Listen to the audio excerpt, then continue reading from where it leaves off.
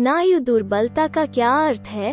मस्तिष्क और नसों का कमजोर होना, जो शरीर और उसके अंगों पर उनके नियंत्रण को कमजोर करता है और कई तरह की बीमारियों का कारण बनता है।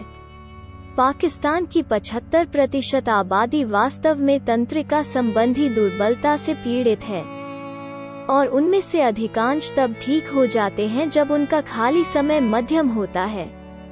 उदाहरण के लिए, जब किसी की याददाश्त कमजोर होती है तो लोग इसे मानसिक कमजोरी समझते हैं और नई तकनीकों को अपनाना शुरू कर देते हैं।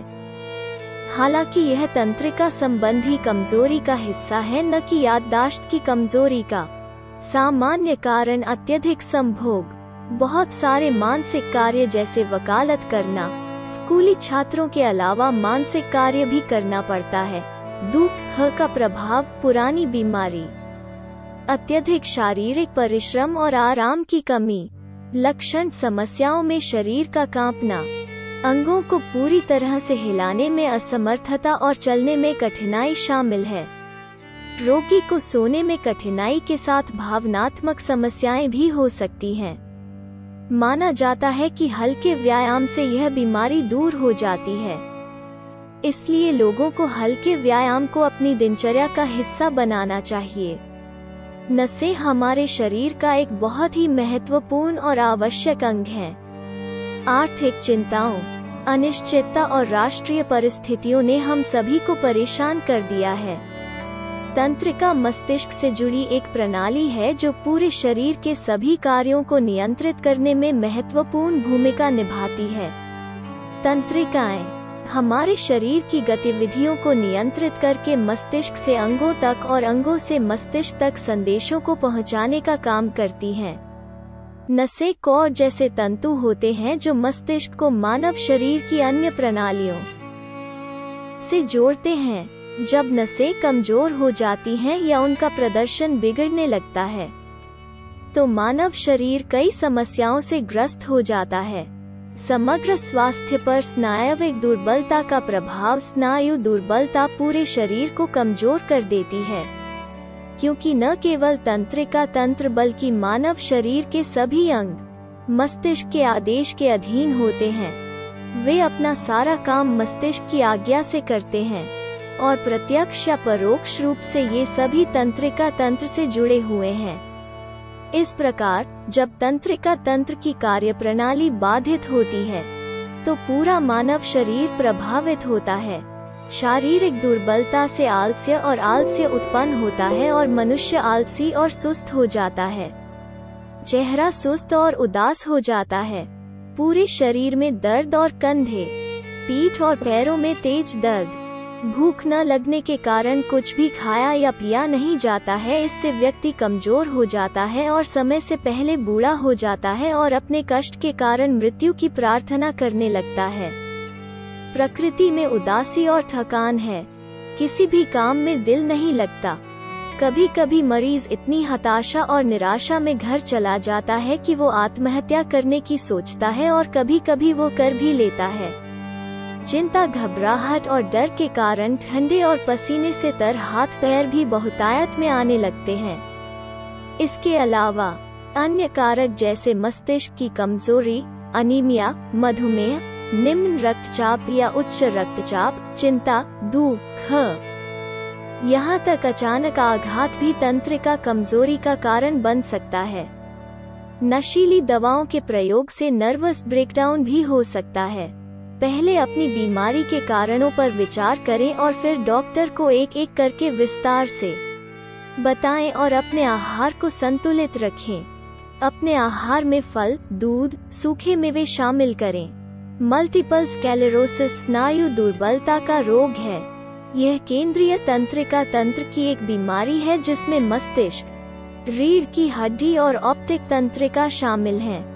रोग की गंभीरता या लक्षण रोगी से रोगी में भिन्न होते हैं। यह एक घातक और दुर्बल करने वाली बीमारी है जिसमें केंद्रीय प्रतिरक्षा प्रणाली तंत्रिका कोशिकाओं, मैक्सेलिन शीथ की सुरक्षात्मक परत पर हमला करती है। इमारतों के ऊपर से दौड़ने परत हमारे मस्तिष्क की रीढ़ की हड्डी और ऑप्टिक तंत्रिका पर होती है जो सूजन और क्षति का कारण बनती है।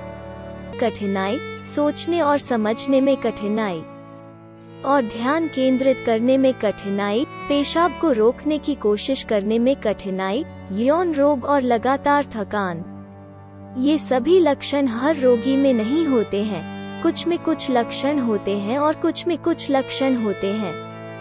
लेकिन अगर अनुपचारित छोड़ दिया जाए तो यह बीमारी विकलांगता में बदल सकती है। इसका इलाज करना बहुत जरूरी है क्योंकि इलाज से इसके लक्षणों का बढ़ना बंद हो जाता है ताकि बीमारी और न बिगड़े। लोगों में मल्टीपल स्क्लेरोसिस पाया जाता है। यह युवा लोगों में विकलांगता का कारण है। यह अक्सर युवाओं पर हमला करता है और लोगों के दैनिक जीवन में मुश्किलें पैदा करता है। यह आमतौर पर 20 और 40 की उम्र के बीच निदान किया जाता है। यह पुरुषों की तुलना में महिलाओं में अधिक आम है। दुनिया में हर 3000 में से एक व्यक्ति इस बीमारी से पीड़ित है। इसके लक्षण 90% रोगियों को प्रभावित करते हुए शरीर और मस्तिष्क के किसी भी हिस्से को प्रभावित कर सकते हैं। इस बीमारी से पीड़ित लोगों को 15 साल के भीतर 50% चलना मुश्किल हो जाता है। 20% लोगों को दृष्टि हानि या अंधापन है और 80% मूत्राशय की कमजोरी से पीड़ित हैं। मल्टीपल स्क्लेरोसिस वाले लोगों में सामान्य आबादी की तुलना में 2 गुना अवसाद होता है और रोग के रोगी सामान्य जनसंख्या से अधिक अनिद्रा से पीड़ित होते हैं। लक्षण शरीर के किसी अंग का सुन्न होना, मांसपेशियों में कमजोरी, शरीर में दर्द, चलने में कठिनाई, सोचने या ध्यान देने में कठिनाई, यौन रोग और लगातार थकान होना। इसलिए यह महत्वपूर्ण है कि इनमें से कोई भी लक्षण बना रहे। विकलांगता को रोकने के लिए उपचार। प्रकार RRMS आंतरायिक आवर्तक प्रकार सबसे आम प्रकार है और 85% रोगी इससे पीड़ित होते हैं। लक्षण बार बार आते हैं और जाते हैं। लक्षण रुक रुक कर दिखाई देते हैं, इसे रिलैप्स कहा जाता है और कभी कभी रोगी पूरी तरह से ठीक हो जाता है। 2. Secondary progressive SPMS। इसमें रोगी पर पहला आंतरायिक हमला शामिल है। ज्यादातर RRMS के समान शुरुआती लक्षणों वाले रोगी, लेकिन जो अंततः बहुत अधिक विकलांगता की ओर ले जाते हैं। 3. प्राइमरी प्रोग्रेसिव MSPPMS एक प्रकार है जिसमें लक्षण शुरू से ही बढ़ते हैं।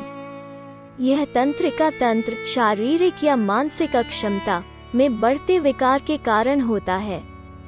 स्नायविक रोग का होम्योपैथिक उपचार। 1. फास्फोरस। मानसिक शक्ति को बहाल करने के लिए सबसे अच्छी दवा यह है कि यदि रोगी को दौरा पड़ता है या सिर में खून जमा हो जाता है, नाजुक शरीर, नाजुक मनोदशा और अति संवेदनशील रोगी का मस्तिष्क थक जाता है और याददाश्त कमजोर होती है, रोगी या बच्चा वही दोहराता है जो उसे कहा जाता है। शोर असहनीय है, अंग कांपते हैं। सबसे महत्वपूर्ण संकेत यह है कि रोगी के पैर बेचैन हैं और हर समय हिलते रहते हैं। 3. बुफो। जन्मजात रूप से कमजोर दिमाग वाले बच्चे जिन्हें मिर्गी के दौरे भी पड़ते थे। 4. Phosphoric acid. फॉस्फोरिक एसिड यौन हमले, मानसिक और शारीरिक कमजोरी का कारण भी बन सकते हैं। कभी कभी असफल प्रेम या अत्यधिक दुहक या बड़े धोखे के कारण। 5. मेडोरिनम।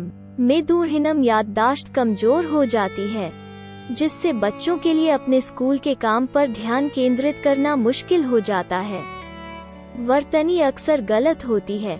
लिखते समय आप वाक्य में मुख्य शब्द लिखना भूल जाते हैं। नाम, आकार और अंक याद नहीं रहते। 6. लैकेनिनम अनुपस्थित मन और विस्मृति। सामान रखना भूल जाइए। सामान खरीदकर और भुगतान करके खाली हाथ घर आ जाइए। बातचीत और लेखन में शब्द छोड़ दीजिए। 7. काला चेहरा, काली फोसो। यह नसों और मस्तिष्क के लिए सबसे अच्छी दवा है। इसके रोगी बहुत घबराए हुए, थके हुए और उदास होते हैं। वे लोगों से दूर भागते हैं।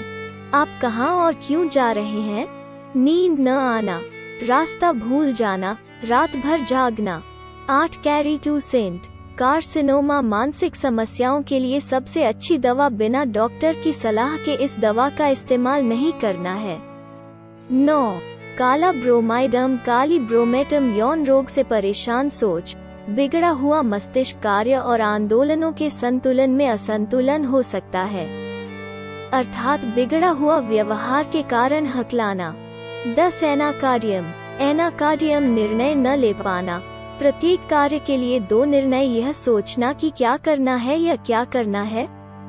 कई न्यूरोलॉजिकल दवाएं भी हैं। 1. ब्राइटाकार्ब, बैरिटाकार्ब, 2. क्लिकाकार्ब, कैलकेरियाकार्ब, 3. जेलसिम, 5. Nux vomica, 6. इग्नाटिया, 7. एकोनाइट, एकोनाइट नेपेलिस,